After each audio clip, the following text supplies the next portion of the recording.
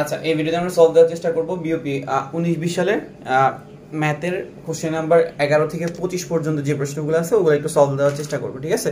তো এর আগের ভিডিওতে আমরা 1 থেকে 10 পর্যন্ত সলভ দিয়েছিলাম ম্যাথের। এছাড়া তুমি যদি প্লেলিস্টটা চেক করো ফিজিক্সের সলভগুলো পাবা। আর 18-19 সালে মনে হয় ম্যাথের কিছু প্রশ্ন সলভ দেওয়া আছে। তো আমরা এখানে 11 থেকে স্টার্ট করতেছি। 11 নাম্বার প্রশ্ন তোমাকে কি বলা হয়েছে, একটা ছক্কা এবং দুইটা মুদ্রা, ঠিক আছে, নিক্ষেপ করা হলে একই সাথে হেড এবং একটা জোড় পাওয়ার সম্ভাবনা কত? তোমাকে কি বলেছে, একটা ছক্কা নিক্ষেপ করছো আর কি নিক্ষেপ করছো, দুইটা মুদ্রা। তো একটা ছক্কা যখন আমরা নিক্ষেপ করি তখন কি হয় বলতো, তখন 1 আসে, 2 আসে, 3 আসে, 4 আসে, 5 আসে, আর কি আসে 6, ঠিক আছে? আচ্ছা, এরপরে বলছে কি একই সাথে, এরপরে কি নিক্ষেপ করেছে, দুইটা মুদ্রা। তো দুইটা মুদ্রা থেকে কি আসতে পারে, প্রথম মুদ্রা থেকে HT আসতে পারে, দ্বিতীয় মুদ্রা থেকে HT, এখানেও HT, এরকম করে করে এখানে HT আবার HT করে আসবে, ঠিক আছে? তাহলে আমাদের দুইটা মুদ্রা নিক্ষেপের জন্য প্রথম মুদ্রা থেকে HT, দেন দ্বিতীয় মুদ্রা থেকে HT আবার HT, ঠিক আছে? তো তোমাকে প্রশ্নে কি বলেছে, একই সাথে হেড এবং কি পাওয়া যাবে, একটা জোড়। আচ্ছা, প্রথমে আমরা সম্ভাবনা বের করার যে ফর্মুলাটা ছিল, সম্ভাবনা বের করার একদম বেসিক ফর্মুলাটা কি ছিল, যে অনুকূল ফলাফল ডিভাইডেড বাই কি হবে, মোট ফলাফল। সম্ভাবনা বের করার মূল সূত্রটা ছিল অনুকূল ফলাফলকে কি করব, মোট ফলাফল দিয়ে ভাগ করব। তো এখন দেখো তুমি এই এক থেকে আমাদের কয়টা ফলাফল আসতেছে, এখানে HH একটা ফলাফল, HT একটা ফলাফল, TH একটা ফলাফল, TT একটা ফলাফল। শুধুমাত্র এই এক সংখ্যার থেকে কয়টা ফলাফল আসতেছে, 4টা। তাহলে 2 থেকেও 4টা আসবে, এরকম করে করে 6টা থেকে কয়টা ফলাফল আসবে, 4 6 কতটা, 24টা, ঠিক আছে? তাহলে আমাদের মোট ফলাফল কয়টা দাঁড়াইতেছে, 24। এখন এসে আমরা কি খুঁজবো, অনুকূল ফলাফলটা খুঁজবো। আচ্ছা, অনুকূল ফলাফলের জন্য ওরা কন্ডিশন দিয়ে দিচ্ছে কি, একই সাথে কি পাওয়া লাগবে, হেড এবং কি জোড়। তো জোড় মানে কি থাকবে 2, আর হেড একই সাথে হেড মানে কি, দুইটাই কি হবে, হেড। তাহলে 2 থেকে কি কি বের হওয়া লাগবে, HH। তো 2HH একটা পাবো, আবার 4 থেকে একটা পাবো 4HH, আবার 6 থেকে একটা পাবো 6HH, ঠিক আছে? তাহলে আমাদের অনুকূলে মানে একই সাথে হেড এবং জোড়, তাহলে কি পাওয়ার সম্ভাবনা হইতেছে কি, 2HH, 4HH, 6HH। তাহলে আমাদের অনুকূল ফলাফল হয়েছে কয়টা, 3টা। 3 আর 24 কাটাকাটি করলে কত আসে, 8। তাহলে এখানে আসতেছে কি 1/8, ঠিক আছে? তাহলে আমাদের সম্ভাবনাটা কত হইতেছে, 1/8, ঠিক আছে? আচ্ছা, এটা ছিল আমাদের 11 নম্বর প্রশ্ন। দেন 12 নম্বর প্রশ্নে আমাকে কি বলা হয়েছে, NC12 সমান NC8 হলে n এর মানটা কত হবে?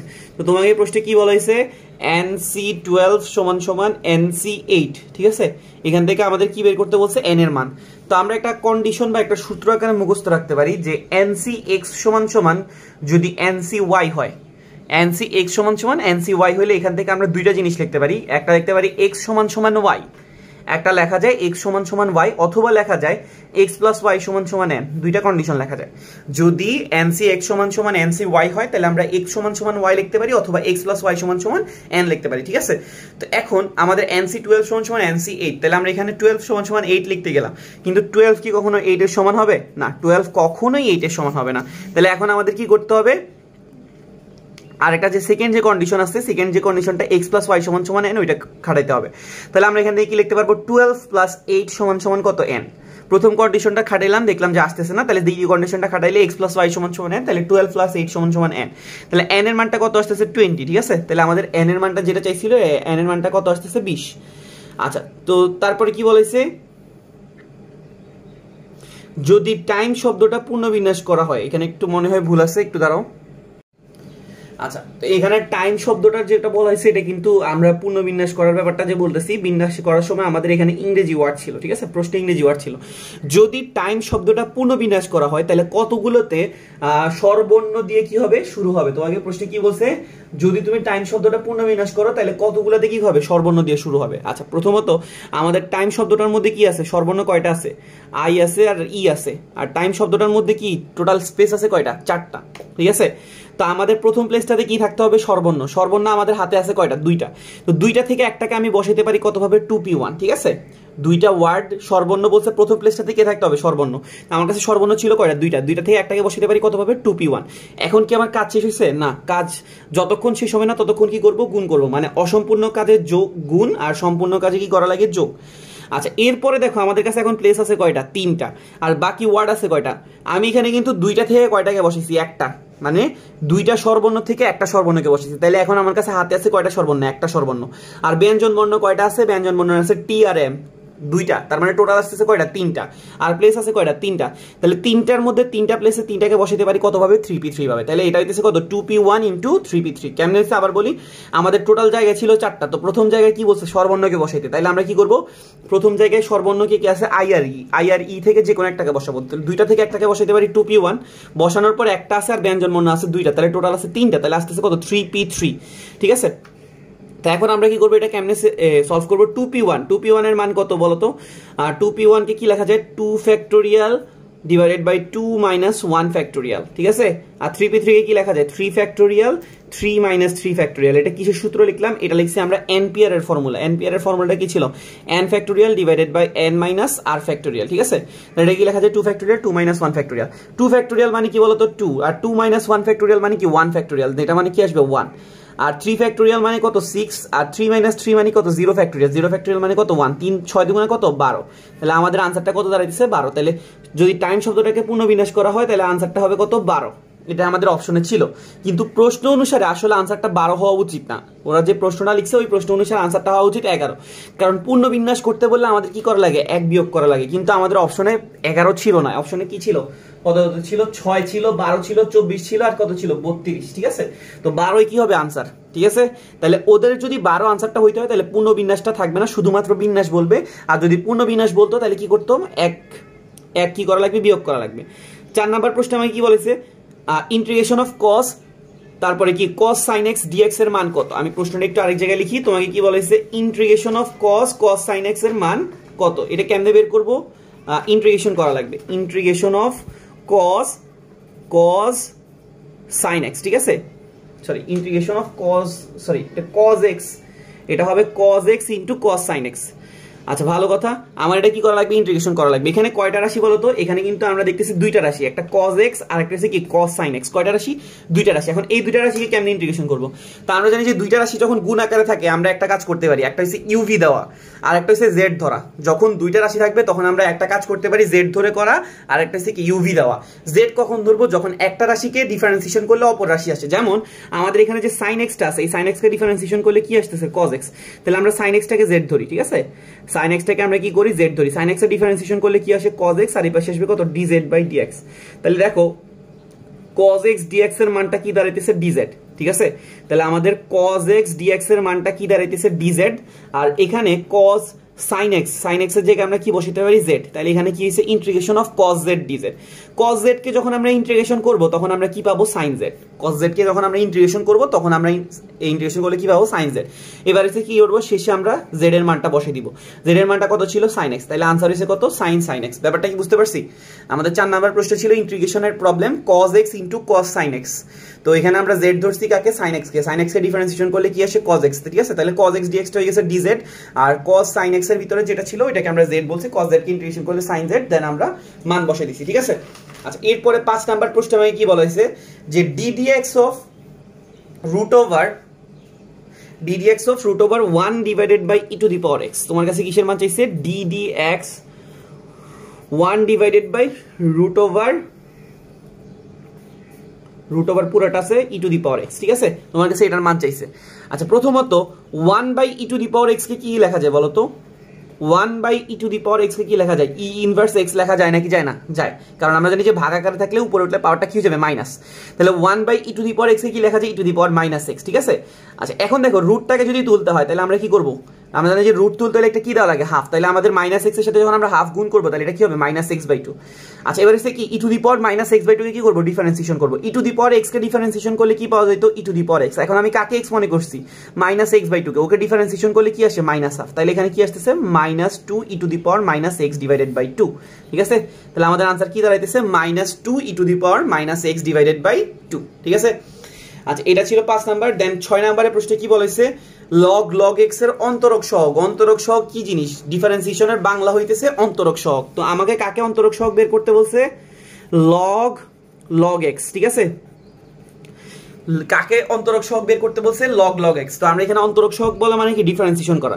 তো এখানে আসলে log যেটা বলে ডিফারেন্সিয়েশনের সময় ওই log এর ভিত্তি আসলে কত থাকে? e থাকে। আর log এর ভিত্তি যদি e থাকে তাকে আমরা কি বলি? ln। তো এটা হইতেছে কি? ln x। এই পুরাটাকে যদি আমি এক্স মনে করি তাহলে এটা দেখতে কিসের মতো লন এক্স, মানে লগের ভিত্তি ই হইলে তাকে কি বলে লন, তাহলে এটা হচ্ছে লন এক্স। লন এক্স কে ডিফারেন্সিয়েশন করলে আমরা কি পাবো 1/x। কাকে এক্স মনে করছি, লগ এক্স কে নাও এক্স মনে করছি, ওইটাকে আবার কি করতে হবে ডিফারেন্সিয়েশন করতে হবে। আমরা জানি যে লগ এক্স কে ডিফারেন্সিয়েশন করলে কি পাওয়া যায় 1/x, তাহলে আমাদের আনসারটা কি দাঁড়াইতেছে 1/x log x। ব্যাপারটা কি বুঝতে পারছি, আমি আবার বুঝাই। লগ ই এর এখানে যে আমাদের যতগুলো প্রশ্ন বলবে সবসময় লগের ভিত্তিটা কি থাকবে ই, তো লগের ভিত্তি ই হলে তাই কি বলে লন, তাহলে এটা হচ্ছে কি লন এক্স। লন এক্স কে ডিফারেন্সিয়েশন করলে কি পাওয়া যাবে 1/x। কাকে এক্স মনে করছিল এটাকে, এটাও আবার দেখতে কিসের মতো লন এক্স, তো এটাকে ডিফারেন্সিয়েশন করলে কি পাওয়া যাবে 1/x। ঠিক আছে, এটাই ছিল আমাদের 6 নাম্বার। তারপরে 7 নম্বর প্রশ্ন কি বলেছে, সরি 7 নাম্বার না, এটা 17 নাম্বার হবে আর কি, আমি 11 থেকে স্টার্ট করছি। 17 নম্বর প্রশ্নটা কি বলেছে যে দুইটা বলের লব্ধি সর্বোচ্চ হবে যখন তাদের মধ্যকার কোণ কত ডিগ্রি, 0 ডিগ্রি। ঠিক আছে, আমরা জানি যে দুইটা বলের যে লব্ধি, ঠিক আছে, মানে এই কলমের উপর আমি যে দুইটা বল প্রয়োগ করতেছি, এই দুইটা বল কখন সর্বোচ্চ হবে, মানে লব্ধিটা কখন সর্বোচ্চ হবে, যখন দুটোটা একই দিকে থাকবে। আর একই দিকে থাকলে মধ্যবর্তী কোণ কত ডিগ্রি হয়, 0 ডিগ্রি। সর্বনিম্ন কখন হবে, যখন বিপরীত দিকে থাকবে। বিপরীত দিকে থাকলে মধ্যবর্তী কোণ কত হয় 180 ডিগ্রি। তো তোমাকে প্রশ্ন বলছে সর্বোচ্চ।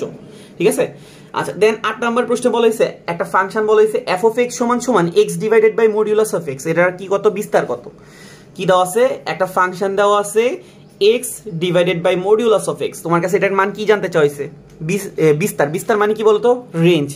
রেঞ্জের বাংলাটাকে কি বলে, বিস্তার। তো তোমার কাছে এটা কি বের করতে বলছে, রেঞ্জ। তো এটার রেঞ্জ কেমনে বের করবা।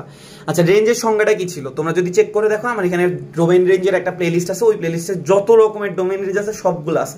ঠিক আছে, তুমি একটু চেক করলেই পাবা ডোমেইনের যে প্লেলিস্টটা। আচ্ছা কি বলতেছিলাম, যে এটার রেঞ্জ বের করবো কেমনে। তো রেঞ্জের সংজ্ঞা ছিল কি, আমরা যেই জিনিসগুলো আউটপুট পাই তাকে কি বলে, রেঞ্জ। ঠিক আছে, ভ্যালিড আউটপুটকে কি বলে, রেঞ্জ। তো এখন আমাদের এখানে ভ্যালিড আউটপুট গুলো কি রকম হতে পারে, ধরো আমি এখানে এক্স এর মানটা চিন্তা করলাম কত, 5। এক্স এর মানটা আমি কত চিন্তা করলাম, 5। ঠিক আছে, তো যদি আমি এক্স এর মানটা 5 চিন্তা করি তাহলে এক্স এখানে 5 বসবে, আর এখানে কি আসতেছে মডিউলাস অফ 5। মডিউলাস মানে কি করে, মডিউলাস কি করে, মাইনাসকে প্লাস করে আর প্লাসকে কি করে, মাইনাস করে। ঠিক আছে, তাহলে এখন দেখো এখানে যেহেতু 5টা কি আছে, পজিটিভ আছে, তাহলে মডিউলাস অফ 5 মানে কি 5, তাহলে এই 5 এর 5 কাটলে কি থাকে 1। ঠিক আছে না। আচ্ছা যদি আমি এক্স এর মানটা 5 না চিন্তা করে -5 চিন্তা করি তাহলে আমাদের এই এক্স এর জায়গায় কত বসবে, -5, আর নিচে হবে মডিউলাস অফ -5। এখন আমরা জানি যে মডিউলাস কি করে, মাইনাসটাকে কি করে দেয়, প্লাস। তাহলে উপরেরটাতে তো কোনো মডিউলাস নাই, তাহলে উপরেরটা কি থাকবে, -5। 5 আর -5 কাটাকাটি করলে কি আসবে, -1। তাহলে দেখো আমরা এক্স এর যেই মানই বসাই, ধরো তুমি এখানে 10 বসাইলা, তাহলে এখানে 10, নিচে থাকতেছে 10, কাটাকাটি করলে কি থাকে 1। তুমি -10 বসাইলা, উপরে আসবে -10, নিচেরটা মাইনাসটা কি হয়ে যাবে প্লাস, মডিউলাস থাকার কারণে, তাহলে আসতেছে কি -1। তার মানে আমি যেই মানই ইনপুট দিই না কেন, আউটপুটে সবসময় কি কি থাকতেছে, আউটপুটে সবসময় আমি 1 পাবো অথবা -1 পাবো, শুধুমাত্র এই দুইটা আউটপুট পাবো। তো শুধুমাত্র বোঝানোর জন্য আমরা কি ইউজ করছি, সেকেন্ড ব্র্যাকেট। সেকেন্ড ব্র্যাকেট মানে কি, সেটের উপাদানের মতো। এটার মানে বুঝাইতেছে হয়তো এই 1 হবে, নাইলে কি হবে -1। ঠিক আছে, তুমি যদি ফার্স্ট ব্র্যাকেট দিতা তাহলে কি বুঝাইতো, -1 থেকে -1 পর্যন্ত ওইগুলা, অথবা তুমি যদি কি করতো থার্ড ব্র্যাকেট দিতে তাহলে 1 এর সমান অথবা 1 থেকে বড়, -1 অথবা 1 থেকে ছোট আসতো। কিন্তু সেকেন্ড ব্র্যাকেট দেওয়ার কারণে এটা কি বোঝাইতেছে, এটা বোঝাইতেছে এক্স্যাক্টলি 1 আর -1। ঠিক আছে, তাহলে আমাদের রেঞ্জটা হইতেছে কত, 1 আর -1। ঠিক আছে, আচ্ছা এরপরে 9 নাম্বার প্রশ্ন আমি কি বলেছে, 9 নাম্বার প্রশ্নটা আমি এখানে লিখছি limit x tends to 0 e to the power cos x divided by cos x এর মান কত। তোমার কাছে প্রশ্ন কি জানতে চাইছে,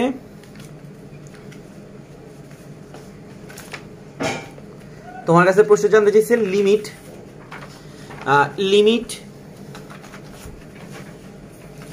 limit x to the power 0 e to the power cos x divided by cos x এটার মান কত হবে। ঠিক আছে, তো আমরা লিমিটের অঙ্কগুলো করার সিস্টেম কি জানি, অনেকে লপিতাল ইউজ করে, অনেকে কি করে নরমাল নিয়মে করে। ঠিক আছে, এটা ডিরেক্টলি করা যাবে, কেন, কারণ আমরা x এর মানটা যদি 0 বসাই তাহলে এখানে কি আসতেছে বলতো, e to the power cos x, x এর জায়গায় যদি 0 বসে cos 0 এর মান কত বলতো 1। আবার নিচে যদি cos x এর মান যদি 0 বসে cos 0 এর মান কত দ্বারা 1, তাহলে e টু দি পাওয়ার 1 মানে কি e, নিচে আসতেছে কত 1, e কে 1 দিয়ে ভাগ করলে आंसर কত আসতেছে e। তাহলে এটাতে আমাদের কোনো রকম লপিতাল ইউজ করা লাগে না বা নরমাল কোনো রুল ইউজ করা লাগে না, জাস্ট কি করতে আমরা মান বসেছি আর কি চলে আসছে, आंसर চলে আসছে। দেন আমার কাছে প্রশ্ন কি চাইছে 10 নম্বরে √i প্লাস কত √i, এটা কত হবে, কি বলছে √i প্লাস √i, এটা সমান সমান কত, এটা আমরা এখানে করি √i প্লাস কত -i। আচ্ছা তাহলে এখন এটা আমরা কি করব, সলভ করার চেষ্টা করব। তো আমরা এই i এর জন্য আমরা একটা কি করলাম, একটা বাইরে হাফ দিয়ে একটা কি আনলাম 2i। ঠিক আছে, সেম কাজটা আমরা এখানে করব, এখানে একটা হাফ দিয়ে ভিতরে আনলাম কি -2i। ঠিক আছে, তো হাফ কে যদি রুট করি কি আসবে বলো তো 1/√2। হাফকে যদি আমরা রুট করি কি আসবে 1/√2, আর 2i কে যদি রুট করি তাহলে কি আসে বলো তো 1 + i। 2i কে রুট করলে কিভাবে কি আসে 1 + i। এটা কেমনে আসতো 2i, এটাকে আমরা রুট করতে যাচ্ছি, তাহলে আমি একটা 1 প্লাস দিলাম, একটা -1 দিলাম, কোনো সমস্যা আছে? ব্যালেন্স হয় নাকি হয় না? 1 আর -1 কি হবে কাটা। আচ্ছা তো আমরা এখানে -1 কে কি i² লিখতে পারি? হ্যাঁ, তাহলে এটা কি দাঁড়াইতেছে √1 + i হোল স্কয়ার। তাহলে এটা কাটলে কি থাকে 1 + i। তাহলে 2i কে রুট করলে কি পাওয়া যাবে 1 + i, আর এখানে আবার হাফ কে রুট করলে 1/√2, -2i কে যদি রুট করি কি আসে 1 - i। তাই একটা হাফ 1/√2 কমন নিলে 1 + i + 1 - i, এখানে i কি হবে কাটা, 1 + 1 কি হবে 2, আর নিচে থাকে কত √2। 2 কে যদি √2 দিয়ে ভাগ করি তাহলে কি থাকে √2। ঠিক আছে, তাহলে আমাদের এই অঙ্কের আনসারটা আসতেছে কত √2। ওকে, আচ্ছা দেন আমার কাছে প্রশ্নে কি বলা হয়েছে 9 নাম্বার, সরি এটা তো পুরান প্রশ্ন ছিল। দেন প্রশ্নে এটা ছিল 10 নাম্বার। দেন আমার কাছে 11 নাম্বার প্রশ্ন বলা হয়েছে x³ + px² + qx + r = 0 এই সমীকরণের মূলগুলো কত কত বলা হয়েছে আলফা বিটা গামা। তো তোমার কাছে কিসের মান চাইছে সামেশন অফ আলফা বিটা এর মান কত। ঠিক আছে, তোমার কাছে এই প্রশ্নে কি দেওয়া আছে x³ + px², x³ + px² + qx + r = 0 এই সমীকরণের মূলগুলো কি বলা হয়েছে আলফা বিটা গামা। ঠিক আছে, তোমার কাছে কিসের মান চাইছে alpha beta. Summation of alpha beta এটার মানে কি, এটার মানে হচ্ছে আলফা বিটা জাতীয় যতগুলো রাশি আছে তাদের কি যোগফল। সামেশনের মানে হচ্ছে যোগফল, আর আলফা বিটা জাতীয় যতগুলো রাশি হবে তাদের যোগফল। তাহলে এখানে কি দেখো তো কি আসতে পারে আলফা বিটা আসতে পারে, বিটা গামা আসতে পারে, গামা আলফা আসতে পারে। কি কি আসতে পারে alpha beta, beta gamma, gamma alpha. ঠিক আছে, এদেরকে কি করবো যোগ করবো। এখন এদের মানটা কেমনে পাবো, আমরা জানতাম যে ত্রিঘাতের ইকুয়েশন থেকে আমরা কয়টা কন্ডিশন লিখতে পারি 3টা কন্ডিশন। প্রথম কন্ডিশন ছিল কি ছিল হচ্ছে মূলগুলার যোগফল। ঠিক আছে, তাহলে কি হবে alpha plus beta plus gamma. দ্বিতীয় কন্ডিশনটা ছিল কি 2টা করে মূল নিয়ে গুণফল alpha beta, beta gamma, gamma alpha.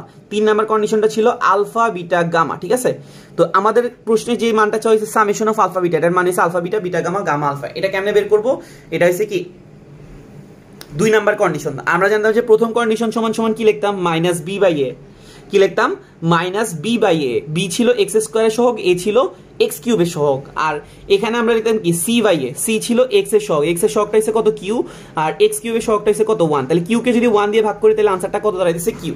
আর আলফা বিটা গামা সমান সমান লিখতাম -d/a, এটা ছিল d আর a ছিল কত 1। তো আমাদের দরকার না, আমাদের দরকার হচ্ছে জাস্ট 2 নাম্বারটা।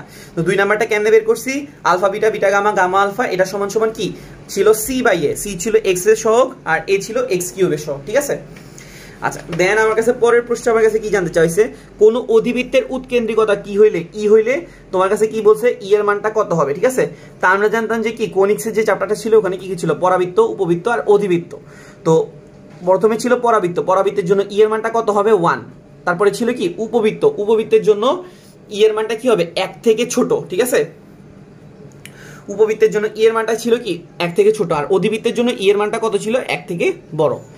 দেন 13 নম্বর প্রশ্ন আমাকে কি বলেছে a/x - bx whole to the power 12 এর বিস্তৃতিতে ধ্রুবক পদগুলোর মান কত। ঠিক আছে, এর বিস্তৃতিতে ধ্রুবক পদগুলোর মান কত হবে। তো তুমি এটা করার একটা বড় সিস্টেম ছিল, একটা করার ছোট একটা সিস্টেম ছিল। ঠিক আছে, তুমি যেভাবে মন চায় ওইভাবে করতে পারো, আমি তোমাকে একটু ছোট ভাবে করে দেখাচ্ছি। তুমি চাইলে এটা পুরো ভিডিওটা দেখতে পারো যে কিভাবে স্মল করে ক্যালকুলেশনটা করতে হয়। ঠিক আছে, a/x - bx whole to the power কত 12, এটা কি বলছে বিস্তৃতিতে ধ্রুবক পদ, ধ্রুবক পদের মান কত হবে। ওকে, তো এটা করার সিস্টেমটা হইতেছে কি তুমি প্রথমে তোমার যে হোল পাওয়ার আছে হোল পাওয়ারটাকে ফ্যাক্টোরিয়াল লিখবা। কি লিখলা হোল পাওয়ারটার ফ্যাক্টোরিয়াল, মানে 12 ছিল 12 এর ফ্যাক্টোরিয়াল। এখন তুমি 12 কে এই দুইটা পদের মধ্যে এমন ভাবে ভাগ করে দিবা যেন আমাদের কি আসে ধ্রুবক আসে। কি আসে আমার কাছে প্রশ্নে যে ধ্রুবক বলছে এই ধ্রুবকটা চলে আসে। কি করবা 12 কে 2টা ভাগে ভাগ করবা যেন কি আসে ধ্রুবক আসে।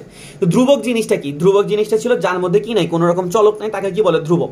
চলক হইছে কি x, তার মানে এখানে কি যদি ধ্রুবক পদ আনা লাগে x কি থাকবে নাকি থাকবে না, অবশ্যই x টা থাকবে না। তাহলে আমরা 12 কে যদি কি করি 2টা ভাগে ভাগ করি কত কত 6 আর 6, তাহলে দেখো a/x এটার উপর যদি 6 আসে তাহলে এখানে x⁶ আসতেছে, আবার bx এর উপর যদি 6 দেই তাহলে bx⁶ আসতেছে। ঠিক আছে, x⁶ কি হবে কাটা, তাহলে এখানে কি আর কোন রকম চলক থাকতেছে নাকি থাকতেছে না, তাহলে চলকগুলো কি হয়ে যাচ্ছে চলে যাচ্ছে। তাহলে আমরা কি বললাম এই 12 কে আমরা কত কততে ভাগ করতেছি 6 আর 6, তাহলে নিচে দিবা 6 ফ্যাক্টোরিয়াল 6 ফ্যাক্টোরিয়াল, এরপরে দিবা কি প্রথম পদে পাওয়ার দিবা 6, দ্বিতীয় পদে পাওয়ার দিবা কত 6। ঠিক আছে, তাহলে এখানে কি দাঁড়াইতেছে উপরে দাঁড়াইছে 12 ফ্যাক্টোরিয়াল, নিচে দাঁড়াইতেছিল 6 ফ্যাক্টোরিয়াল 6 ফ্যাক্টোরিয়াল। ঠিক আছে, আমি একটু এখানে অপশনগুলো দেখি, অপশনে কি ফ্যাক্টোরিয়াল দিয়ে আনসার রাখছে নাকি আনসার পুরোপুরি বসে দিছে।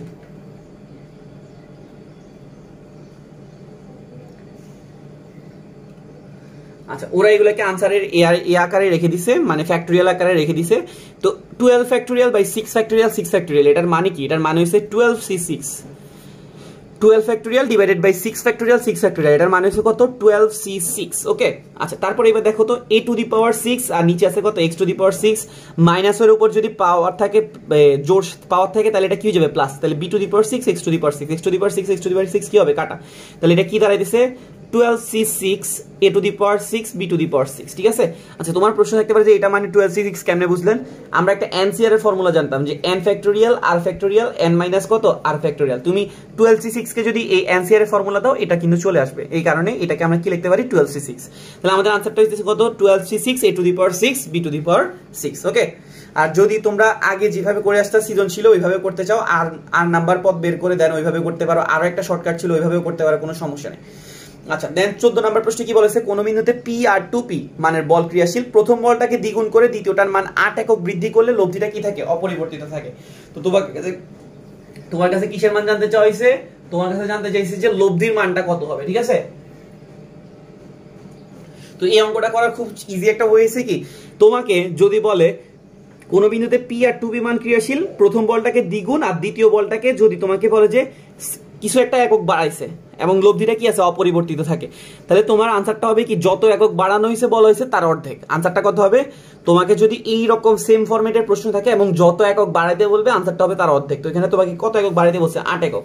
এটাকে অর্ধেক করলে কত আসে? 4। আনসারটা হবে কত? 4, ঠিক আছে? তো এটা আমি আর করাইলাম না, এটা একদম ইজি একটা অঙ্ক ছিল। তুমি যদি ইয়াতে যাও, বইয়ে যাও, বই থেকে দেখে করতে পারো বড় করে, ঠিক আছে?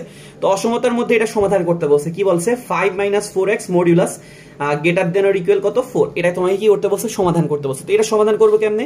আমরা জানি যে যদি কি থাকে modulus of x greater than a হয়, এটাকে আমরা কি লিখতে পারি? প্রথমে লিখতে পারবো x গ্রেটার দেন a, প্রথমে লিখতে পারবো x গ্রেটার দেন a, অথবা -x গ্রেটার দেন a,